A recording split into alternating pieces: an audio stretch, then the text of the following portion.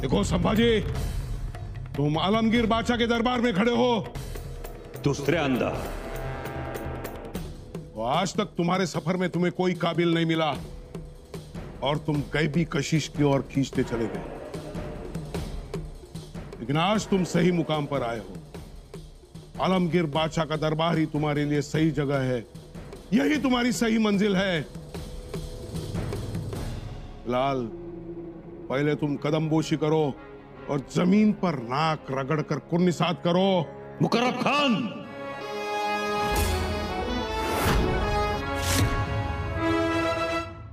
काय म्हणालास? परत बोल.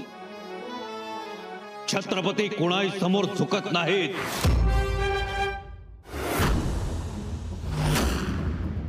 आणि दुसरी गोष्ट, तमीज शिकून घे. आम्ही छत्रपती आहोत, रयतेचे राजे आहोत.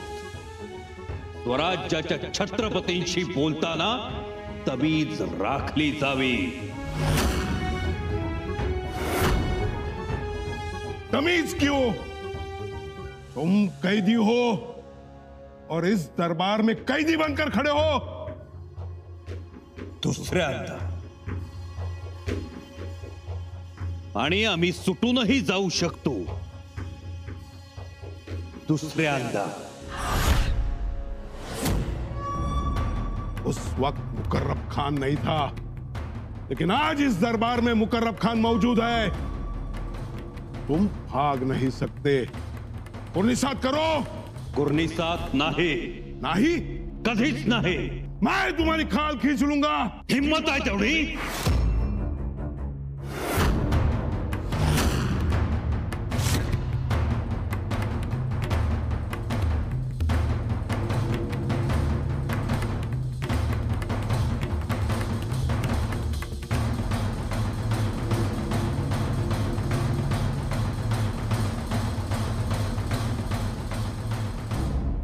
वाह, सुभान अल्लाह, वाह. वही अकड़, वही गुस्ताखी, वही तेज तर्रार, वही तीखी नजरें. आलमगीर के सामने उन्हीं नजरों से देखता है तू. वाह या खुदा, तेरा रहम. ऐसी तेज नजर तूने दी भी तो हमारे दुश्मन को क्यों? ये नजर हम भूले नहीं है, आज भी अच्छी तरह से याद है. बच्चा था तू, 9 साल का बच्चा, जब हमारे दरबार में आया था अपने वालिद के साथ. दूर पीछे कतार में खड़ा किया था, हमारी खिल्लत को तुमने नामंजूर किया था. पूरा दरबार भरा हुआ था राजपूतों से, मुगलों से, सब डर गए थे मगर तू नहीं डरा. आज भी हमें अच्छी तरह से याद है. जब हमने तुझसे पूछा क्या तू पहलवानों से कुश्ती लड़ाएगा, तो तूने कहा हाँ कुश्ती तो लड़ाऊंगा जरूर, मगर इन पहलवानों के साथ नहीं. क्या हो, डर गए? जी नहीं जहाँपना, ऐसे पहलवानों को तो हम अपने हाथों से इनाम अकराम देते, और इनसे खेलने में हमारी कोई शान नहीं. तो फिर? अगर हमारे बराबरी का कोई पहलवान या शहजादा हो तो हम अभी के अभी लंगोट पहनकर अखाड़े में उतरने के लिए तैयार हैं. शहजादों के साथ क्या जवाब था?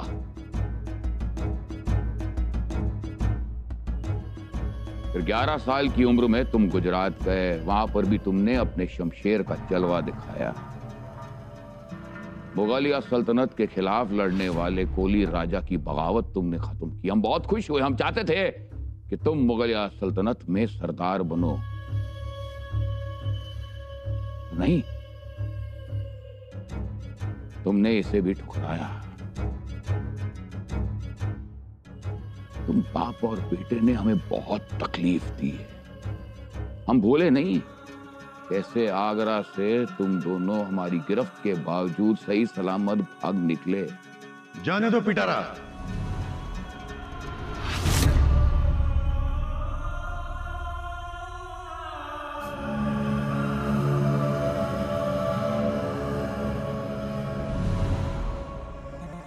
हमें इतना बुरी तरह से जलील किया, बेइज्जत किया, फिर भी हमने तुम्हें मनसबदार बनाया. तुम्हारी खिदमत में रहे औरंगाबाद 2 साल, और वहां से भी हमें बेवकूफ बनाकर निकल गए।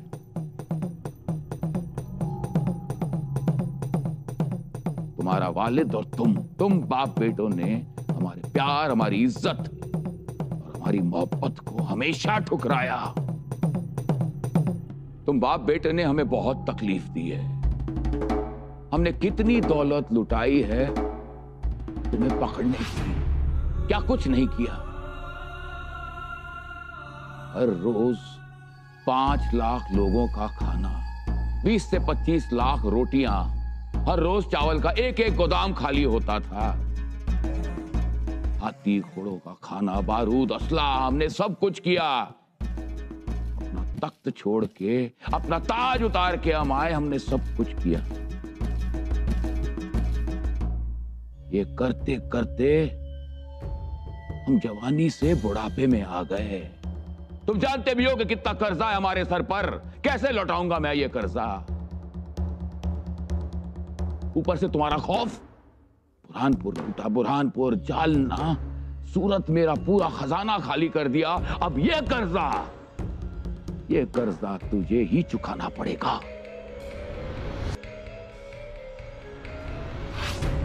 अगर हम चाहें तो इसी वक्त तुम्हारी गर्दन कलम कर सकते हैं, मगर नहीं। हम आलमगीर औरंगजेब हैं। दोबारा तुम्हें एक मौका देते हैं।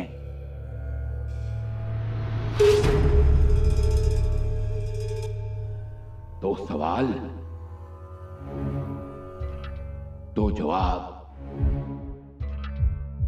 अगर इन दोनों सवालों का सही जवाब दे दोगे तो हम इसी वक्त तुम्हें यहां से बाइज्जत बरी करेंगे, रिहा करेंगे।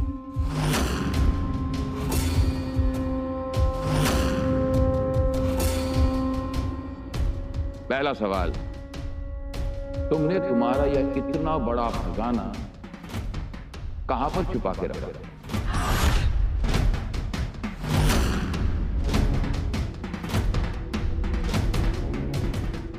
और दूसरा सवाल, हमारे कौन कौन से सरदार तुम्हारी खिदमत में थे?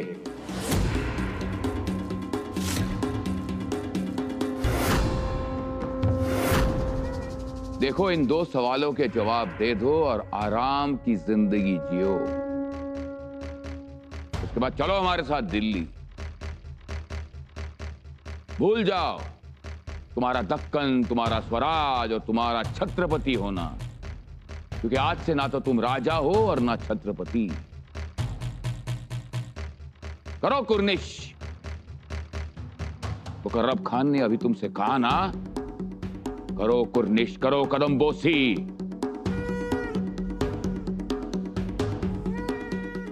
तंबा देखते क्या हो, झुको हमारे सामने, कुर्निश करो।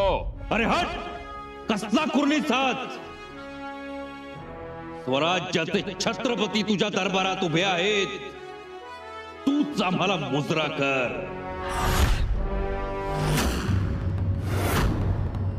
तंबा संभा नाही,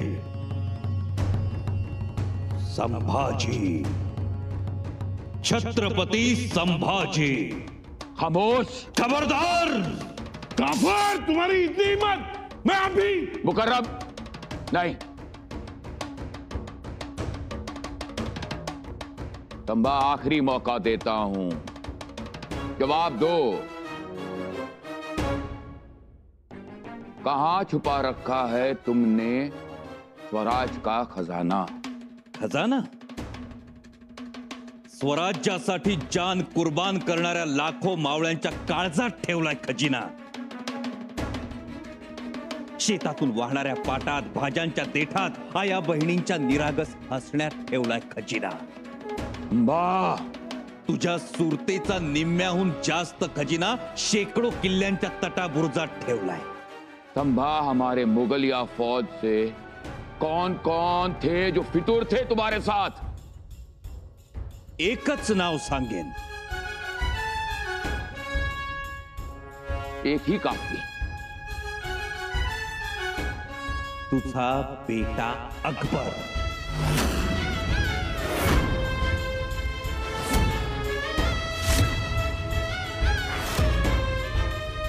खामोश काफिर, ठीक ठीक जवाब दे वरना तेरे टुकड़े टुकड़े करके जंगली जानवरों के सामने फेंक दूंगा।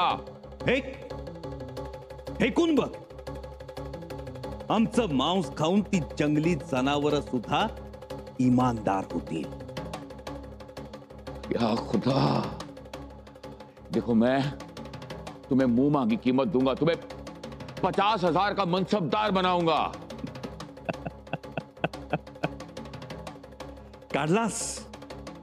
काढलास तुझा लालचचा दाणा गोटा बाहेर, मनसबदारीचे शेळे पाके तुकडे काढलेस बाहेर। बादशाह विसरतोयस तू, तुझ्या भर दरबारात तुझी किल्लत उधळून लावणाऱ्या छत्रपती शिवाजी महाराजांचे पुत्र आहोत आम्ही। आणि देणारा तू कोण? अरे हे सगळं आमचंच आहे। ही जमीन, हे डोंगर, नदी नाले, झाडं झुडप सगळं सगळं आमचं आहे। तू कोण लागून गेला देणारा? मुळात तुला बादशाह समजतच नाही आम्ही। ही सल्तनत तुझी नाहीच, तुझं असं काहीच नाही। ही हिंद भूमी तुझी नाही, ती तर प्रभू रामचंद्रांच्या एकवचनानं परिपूर्ण झालेली आहे, भगवान श्री कृष्णाच्या मोरपिसानं रंगलेली आहे, गंगा माईच्या पाण्यानं पवित्र झाली आहे। काफिर बस कर। शिवशंकराच्या डमरूनं ती रोमांचित झाली आहे। हिमालयानं तिला शुभ्र धवल बनवलंय, लक्ष्मीनं तिला लावण्य दिलंय, उमा पार्वतीनं तिला जगदंब स्वरूप दिलंय, महाभारतानं तिला चित्रभूत केलंय, अजिंठा वेरूळच्या लेण्यांनी तिला गोंदलंय, सह्याद्रीनं तिला कणखर बनवलंय, निबिड अरण्यांनी तिला शृंगारलंय, यज्ञाच्या धुम्रानं ती गंधयुक्त झाली आहे, करुणा आणि अहिंसेनं तिला पुष्ट बनवलंय आणि संतांनी तिला अभंग केला आहे। बस करो काफिर, बस करो। सदैव सत्याला मस्तकी धरणारी, क्षमेला हृदयात बसवणारी, शीलवंताला सखा मानणारी आणि पराक्रमाला बाहूत भरणारी ही भूमी आमची आहे औरंगजेब। आणि तू तिचे तुकडे करून मनसबदारी म्हणून आमच्या समोर टाकतोस आणि आम्ही ते उचलावेत असं समजतोस। ध्यानात ठेव, हे शिवकल्याण हात आहेत, ते फक्त शिवरायांच्याच चरणांना स्पर्श करतात आणि झुकतात ते या मातीची चिमूट भरण्यासाठी आणि ती मस्तकी लावण्यासाठीच। त्यामुळे या झुकण्या झुकवण्याच्या गोष्टीत आपला वक्त बर्बाद करू नकोस।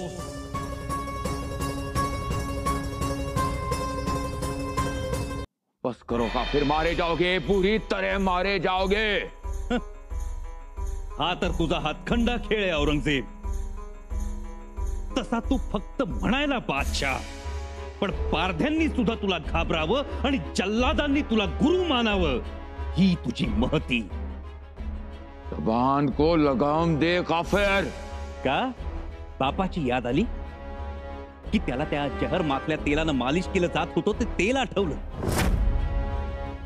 की त्याला मालिश करणारा तो ताबीब आठवला, की बापाचं त्या विषारी तेलानं उकललेलं शरीर आठवलं तुला, की सख्या भावांच्या किंकाळ्या कानी ऐकू आल्या, की त्यांच्या बायका मुलांचे चित्कार ऐकू आले, की रक्ताचे ओघळ दिसले, की इमानी दिलेर खानाला प्यायला दिलेली विषाची कुपी याद आली। आम्हाला खामोश म्हणतोस? अरे बादशाह, तुझ्या पोटची लेक झेबुन्निसा काय म्हणते माहितीये तुझ्याबद्दल? तुझ्या अत्याचारामुळे वाहणाऱ्या अश्राप आसवांचा पूर असाच वाहू दिला तर या हिंद मध्ये एक नवी नदी तयार करेन मी।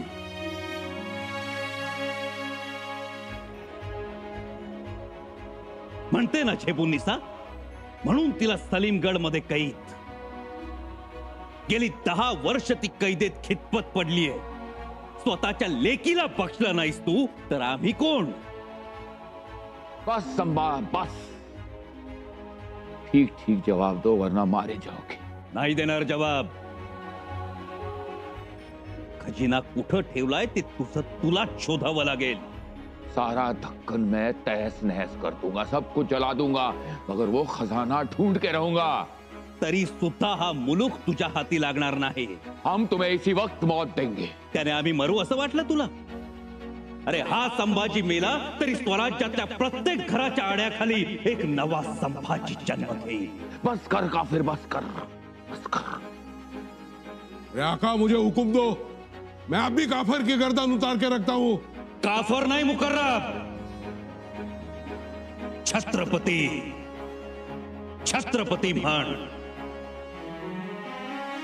आणि छत्रपती कधी मरत नसतो, तो अमर आहे.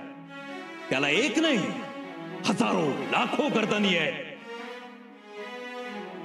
तुझ्या तंबूचा सोनेरी कळस 2 कोसावरून दिसतो, पण छत्रपतींच्या जिरेटोपातला तुरा हजारो कोसांवरून दिसतो, चमकतो.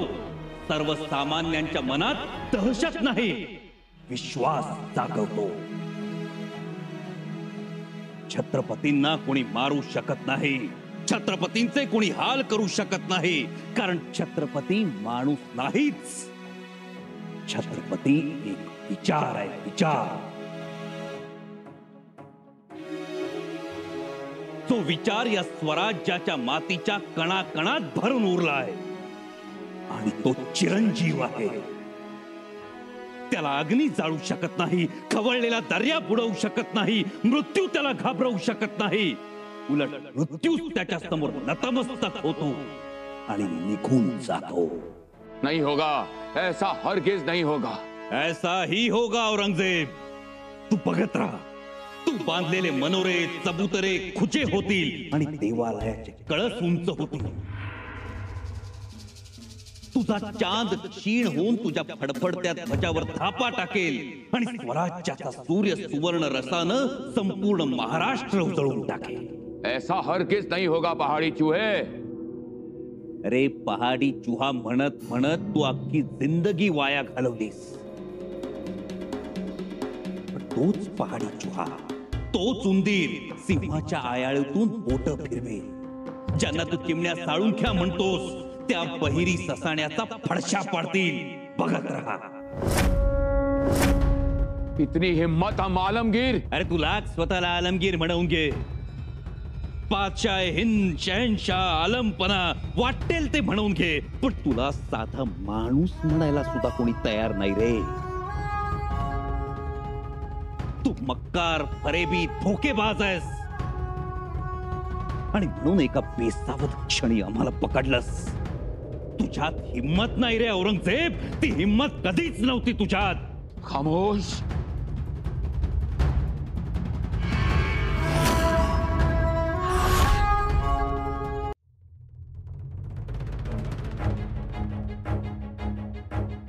ये काफिर पागल हो गया है. पागल? अरे तुझ्यात तरी कुठं शहाणपणा आहे. तो असता तर स्वतःची अशी बर्बादी करून घेतलीच नसतीस. संभाजी. संभाजी नाही, छत्रपती संभाजी राजे म्हणायचं.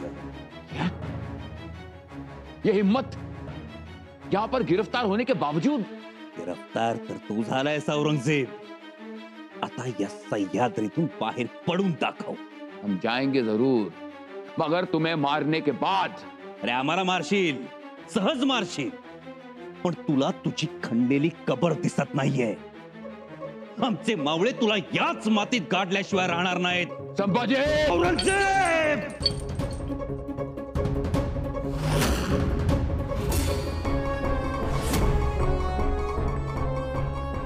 हाय अल्लाह.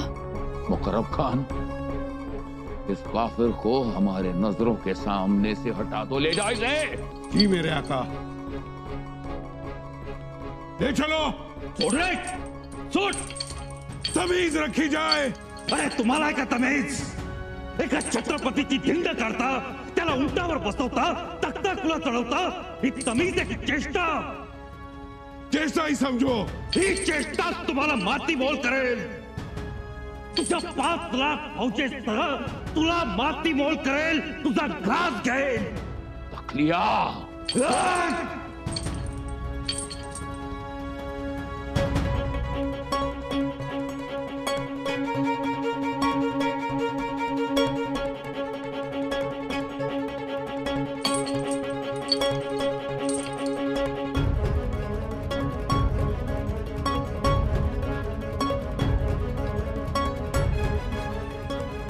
तखलिया.